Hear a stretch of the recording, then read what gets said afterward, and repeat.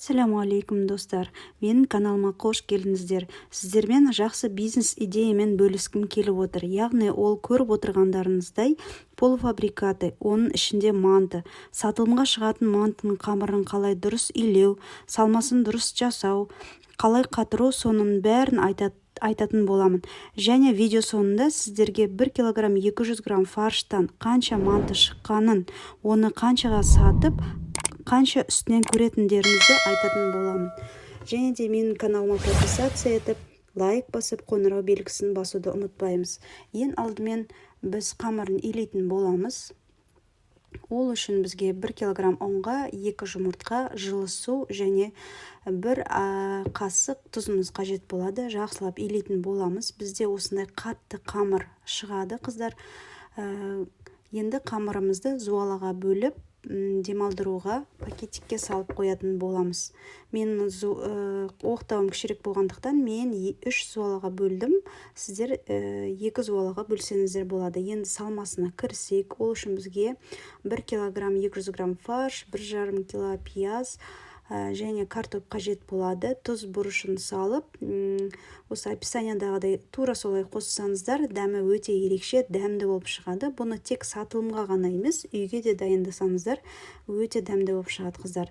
Мінекей біздің қамырымыз жаюға дайын болды. Қамырымыз қатты болады, бірақ сондай бүккенде өте жақсы бүгілетін әдемі қамырымыз шығады, қыздар. Қамырды сосын жайған кезде сіздер терезелеріңіз міндетті түрде жауып қойыңыздар. Қамырларыңыз сол кезде құрғамай әдемі жабысатын болады. Мінекей жаямыз қамырымызды. Қамырымыз одан кейін манттың қамыры жұқа болады. Жұқа қылып жаюға тырысыңыздар. Пельменнің қамыры қалыңдау болса, ал мантының қамырын жұқа етіп жаямыз. Сосын мантыден қалған қамырларды оларды да тастамаймыз, оларды да біріктіріп, олардан да манты жасайтын боламыз.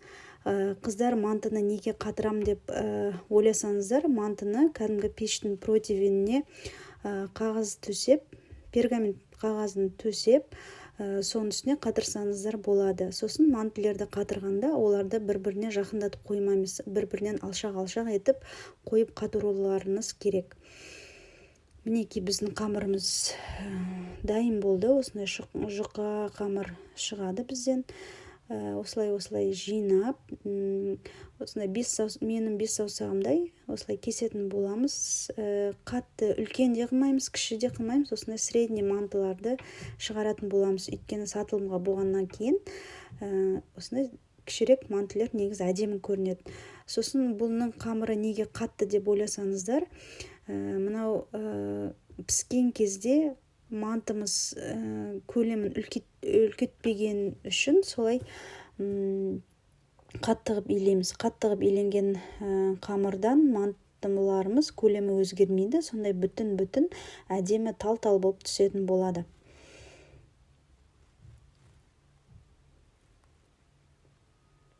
Видеода бәрі түсінікті деп ойлаймын, қыздар. Мінекей мантылерімізді кесіп алатын боламыз. Енді салмасын салатын кезде, қыздар, салмасын толтырып салыңыздар, өйткені бұның пиязы көп болғандықтан піскен кезде пиязы жоқ болып кетеді. Сондықтан толтырып осылай салатын боламыз. Әдемілеп бүгіп қатыратын ыдыстарымызға астын ұнын сеуіп қатыратын боламыз, қыздар.